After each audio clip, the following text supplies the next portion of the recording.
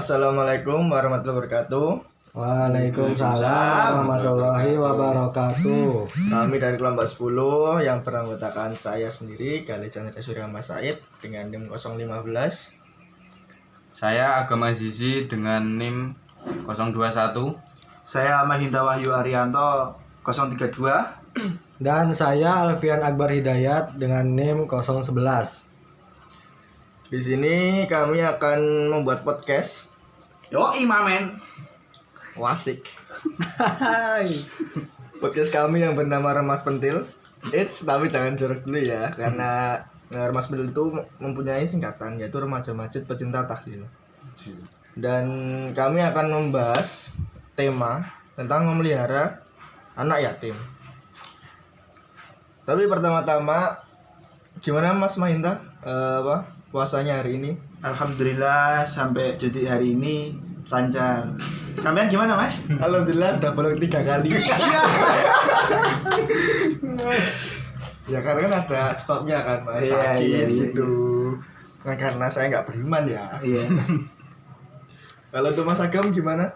Alhamdulillah, meskipun banyak cobaan ya Mas ya. Ya, Alhamdulillah belum mukel Mas. lancar berarti ya? Lancar, alhamdulillah. Alhamdulillah. Untuk Mas Alfian? Lancar jaya. Nggak ada. Lanjut terus. Nggak ada masalah ya? Skip masalah. Langsung saja ya. Tema pembahasan kita adalah memelihara anak yatim. Sebelum kita masuk lebih dalam, saya mau tanya nih. Ada nggak sih dasar nas yang membahas tentang tema kita ini? Monggo Mas Alfian.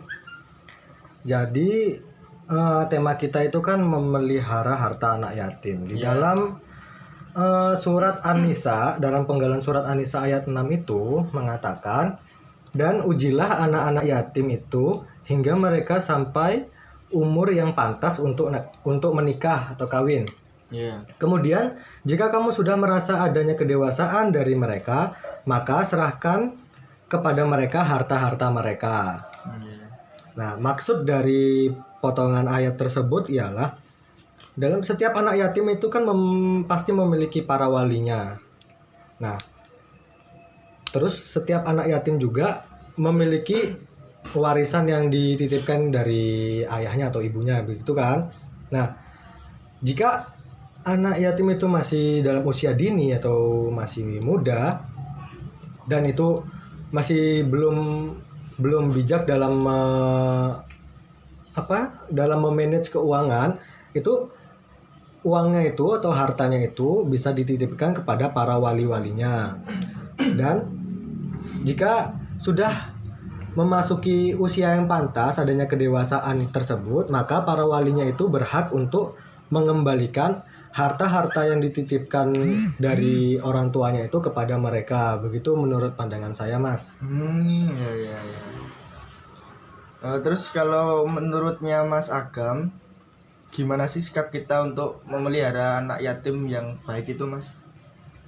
Untuk sikap sendiri ya, sikap kita untuk memelihara anak yatim itu ada beberapa Mas. Yang pertama, berbuat baik kepada anak yatim. Yang kedua, memuliakan anak yatim. Yang ketiga, mengurus secara patut dan adil. Yang keempat, tidak membedakan dan menganggap seperti saudara sendiri. Yang kelima, memberi harta dan makanan.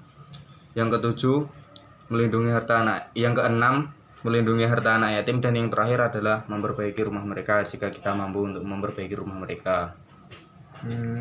Mungkin itu Mas jawaban dari saya. Oke. Masih ya, Mas? Siap. Kalau Mas, kita kan hidup bermasyarakat ya, Mas. Kita tuh banyak kasus pembulian. Itu gimana ya? Sedangkan untuk mental untuk orang-orang yatim yang baru ditinggalkan itu kan baru down kan dia. Itu ada nggak sih konsekuensinya untuk orang yang menghardik itu? Gimana Mas Mahinda pendapatnya? Ya bagi saya sendiri, sebelum Anda menghargai anak yatim, seharusnya Anda itu menjadi yatim dahulu. Biar bisa merasakan seperti saya menjadi yatim. Enggak bercanda. Dalam surat An-Nisa ayat 10 Allah telah menjelaskan Allah akan mengganjar mereka yang memakan harta anak yatim secara seenaknya sendiri.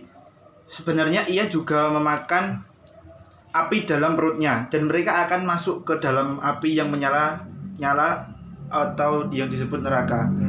Yang kedua, menghina anak yatim sama saja dengan menempuh jalan ke neraka. Karena dengan menyakiti anak yatim, apapun doa anak yatim akan dikabulkan oleh Allah Subhanahu wa taala. Doa baik dan buruk anak yatim akan dikabulkan. Oh, gitu ya, Mas. Iya, Tapi Mas. saya mau disclaimer dulu ya sebelumnya. Saya juga anak yatim kok, Mas. Mas nggak tahu, Mas. Kita sama frekuensi ya, Mas. Iya, Mas. Kurang dua ini, Mas. Jadi bisa dikatakan itu anak yatim itu memiliki privilege ya. Iya. Jadi dalam doanya itu maupun doa baik, doa buruk itu bisa Dikabulkan. dikabulkan. Iya, benar sekali. Lanjut Mas. Oh ya, saya kan dulu pernah dengar nih ada kalimat yang berbunyi gini. Menahan orang-orang yang fasih. Nah, Safih. oh ya Safih, Mas. Maaf. Nah, orang Safih itu apa ya?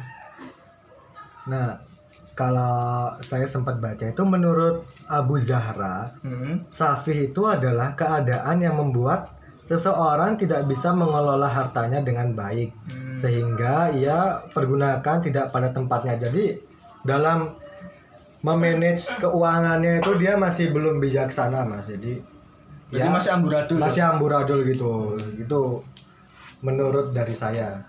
Oh, ya. Baik, terima kasih ya, Mas. Tadi sudah menjawab semua pertanyaan dari mungkin keluh kesah dari teman-teman yang lain.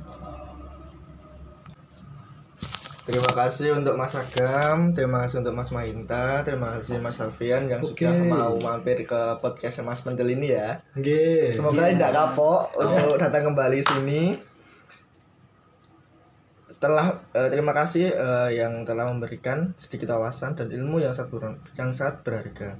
Semoga dari pemaparan tadi dapat diambil hikmahnya. Sekian dari kelompok kami. Jika ada kesalahan itu datang dari kami. Jika itu kebenaran, itu murni petunjuk dari Allah Subhanahu wa taala. Dan jangan lupa untuk tetap setia menanti update terbaru dari podcast Remas Pentil. Wassalamualaikum warahmatullahi wabarakatuh. Waalaikumsalam warahmatullahi wabarakatuh.